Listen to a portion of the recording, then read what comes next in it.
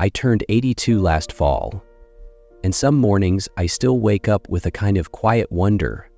Grateful, yes, but also puzzled, because making it this far, it's not something I take lightly.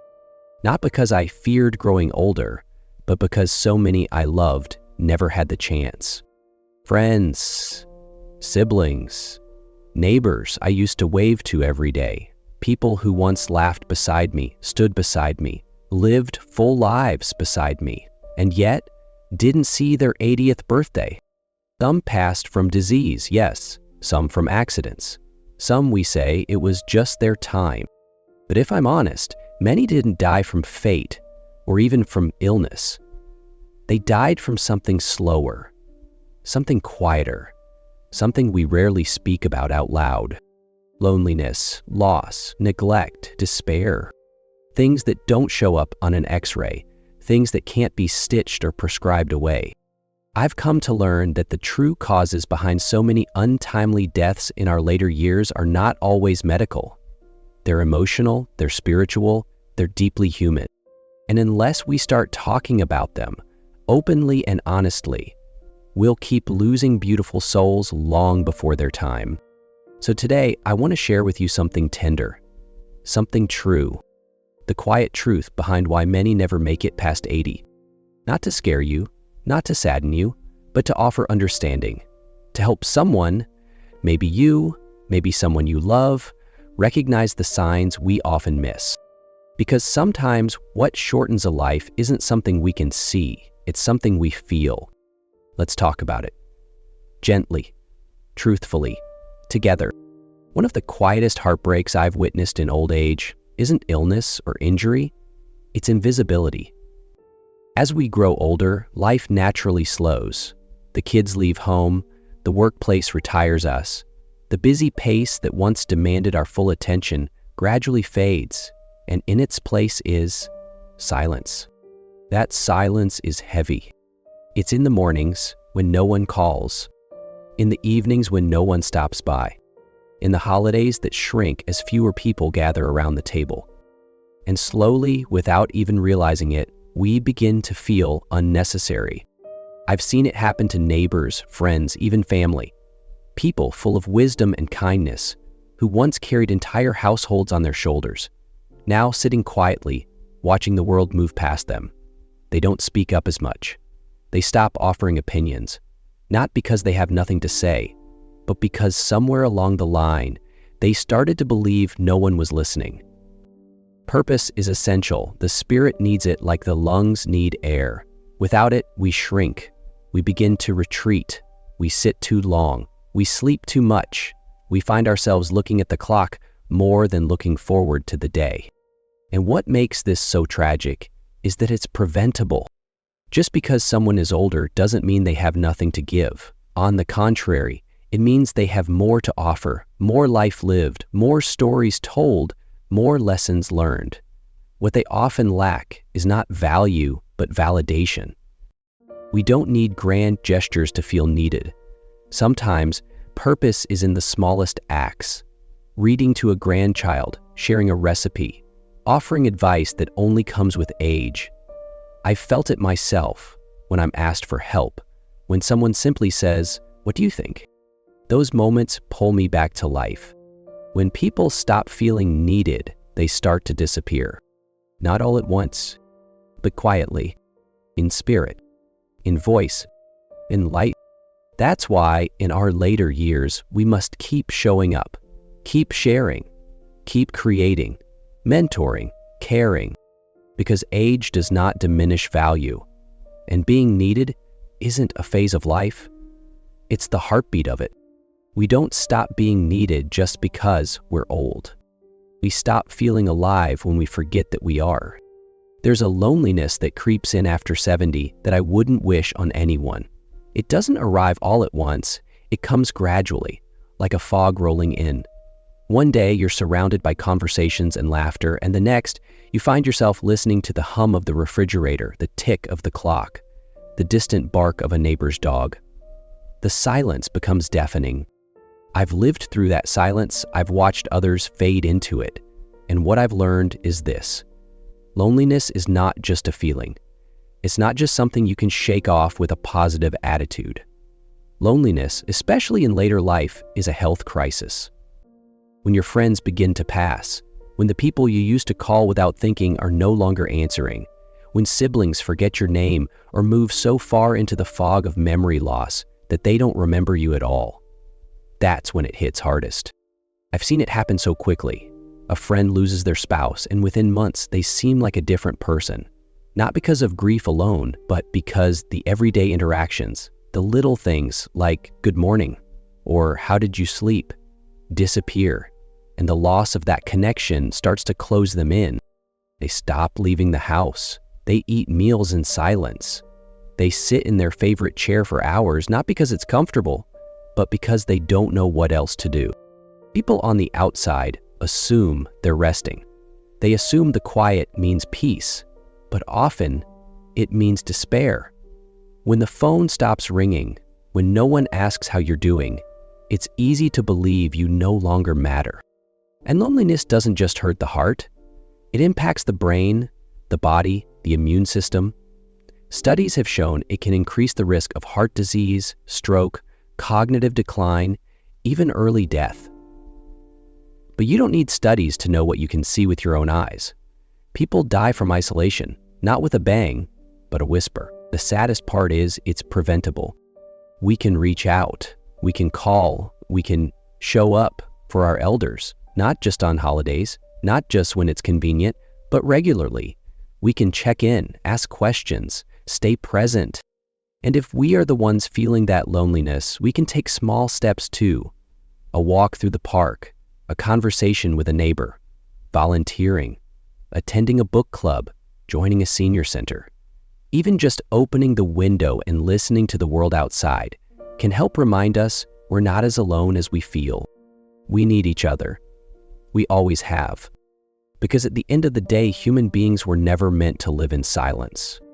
We are wired for connection. And in our later years, that connection isn't just comforting, it's life-sustaining. If someone you know has gone quiet, reach out. If you feel forgotten, say something. Speak your needs. Make yourself seen. Because silence doesn't have to be the end of the story. Together, we can make sure that it isn't. At 60, it might start with 1 or 2 pills, a little something for cholesterol, a small dose for blood pressure. Nothing serious, just a few manageable prescriptions that fit in a weekly pill organizer. But by 75 or 80, that tidy little organizer often becomes a full cabinet. Pills for sleep, for pain, for energy, for digestion, antidepressants, blood thinners, diuretics, more pills to manage the side effects of the other pills. And suddenly, your day isn't structured around activities, it's structured around dosages. I've watched this happen to people I care about. I felt it begin in my own life. A new ache, a new prescription, another doctor visit, another pharmacy run, another warning label to skim, and another side effect to watch for. And slowly, without even noticing it, we start to change. The mind gets foggy, words don't come as easily, we forget appointments, misplace keys, feel heavy in a way that's not entirely physical. Energy wanes, sleep gets stranger, emotions flatten, not because of age, but because the body, overwhelmed by chemical instructions, begins to slow down in protest. We assume it's just part of getting older, but too often it's not. It's a slow descent into over-medication. And it's heartbreaking. I've seen once vibrant men and women, sharp, witty, joyful, become dulled by the very treatments meant to help them. Not because their doctors didn't care, but because the system is built to treat symptoms, not people, to prescribe quickly, but not always review thoughtfully. And when someone reaches a certain age, those changes, mental fog, fatigue, frailty, are brushed off as normal aging. But sometimes it's not aging, it's chemistry. That's why we need to be advocates for ourselves, for our parents, for our spouses. We need to ask questions. Do I still need this?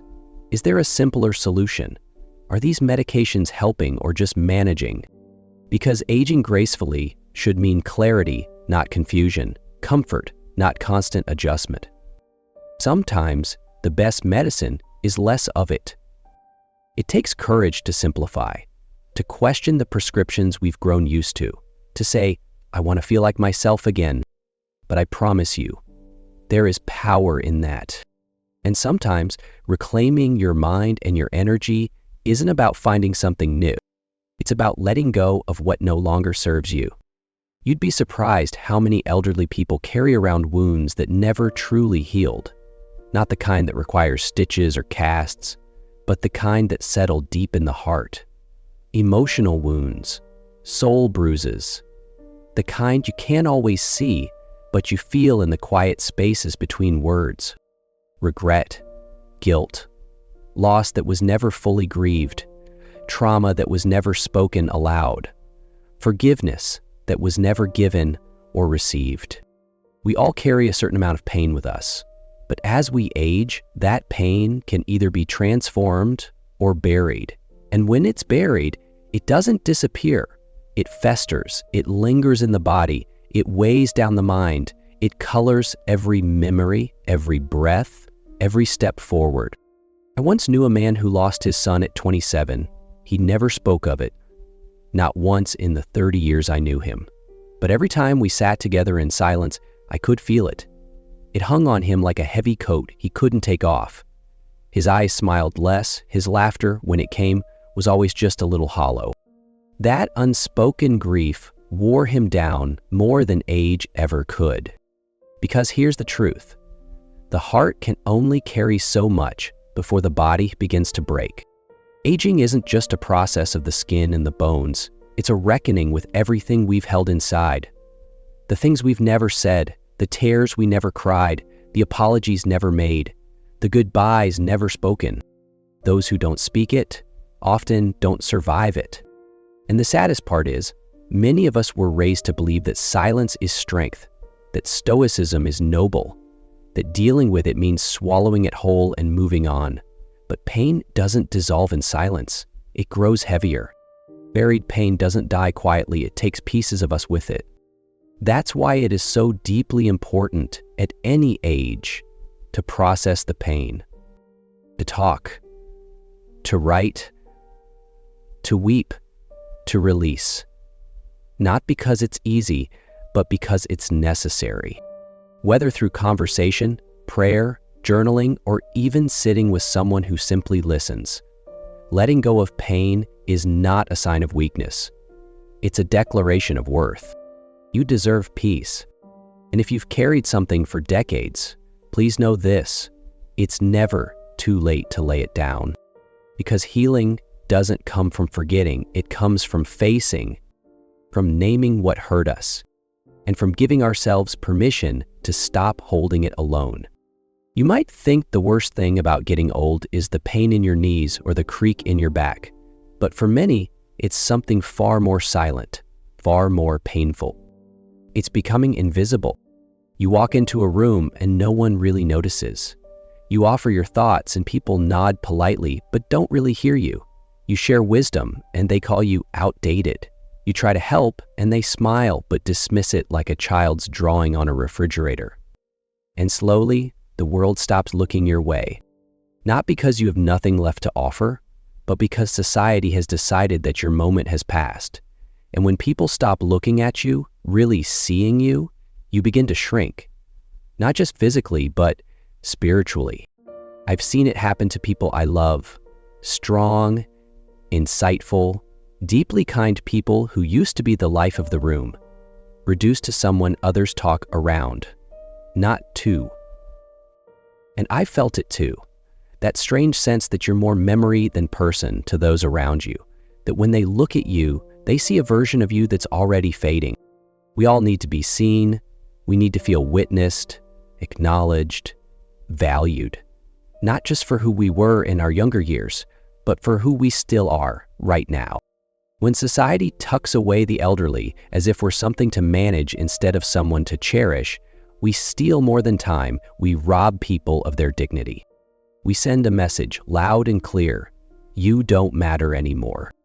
And if you hear that message long enough, you start to believe it. A soul that stops being seen begins to dim, and a life that's dimmed for too long eventually goes out. But it doesn't have to be this way.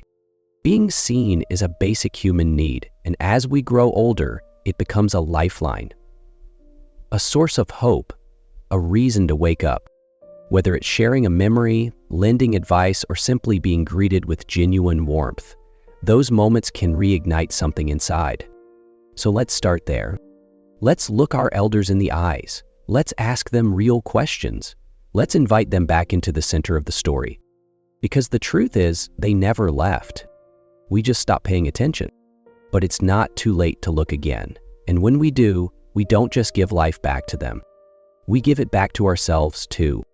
Many people assume aging means freedom, retirement, rest, and the luxury of time. But for some, it's not time that feels abundant. It's the past, the long, unchanging past. Memories, both beautiful and bruised, rise more often. The mind, now quieter without work and parenting demands, has room to wander.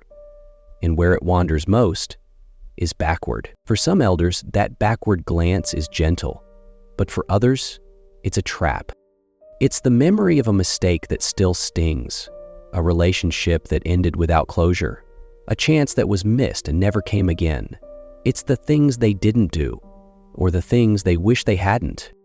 As we age, there's often a silent reckoning, and it's not uncommon for people in their 70s and 80s to replay decisions from decades ago as if they happened yesterday. That regret, if unspoken, festers. It creates a loop that feels impossible to escape. They think, is it too late to say sorry? Did I waste my life? Would they forgive me now? The past, in those moments, doesn't feel distant. It feels present, and it can weigh heavier than any ache in the bones.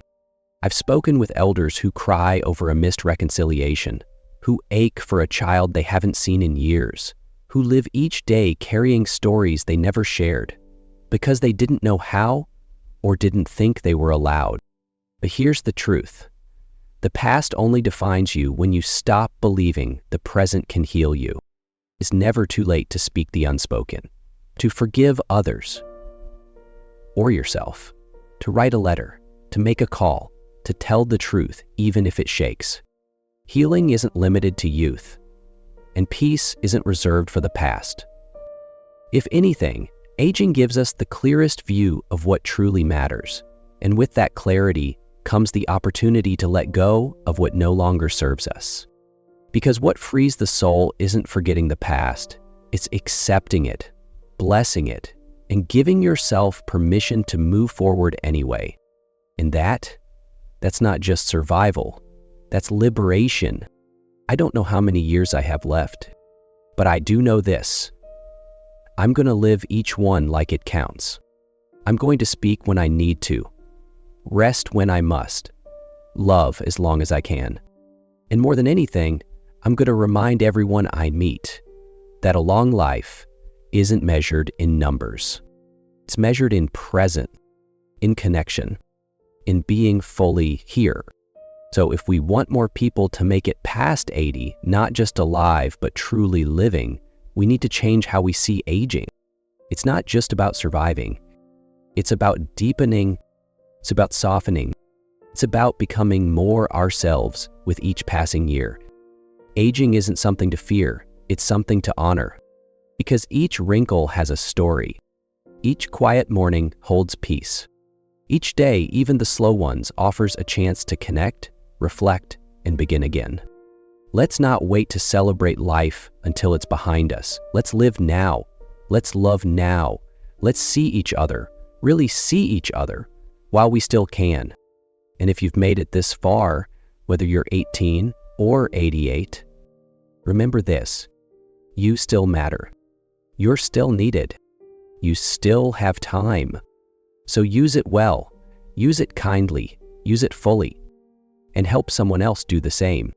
Thank you for sitting with me through this story.